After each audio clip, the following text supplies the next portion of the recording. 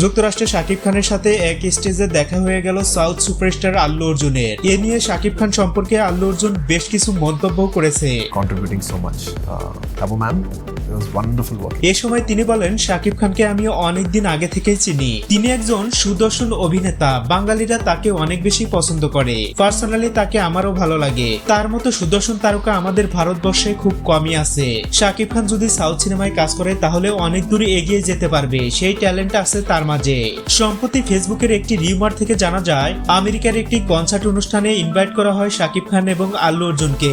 আর তখনই ঘটে যায় এমন অবিশ্বাস্য ঘটনা, যেটা দেখার জন্য দর্শকরাও প্রস্তুত ছিল না। সাম্প্রতিক শাকিব খানের সিনেমাগুলোর দিকে খেয়াল করলে দেখা যায় সাউথ সুপারস্টারদের থেকে তার যোগ্যতা কোনো অংশে কম না। তার ফ্যাশন থেকে শুরু করে অল এভরিথিং সবকিছুই পারফেক্ট।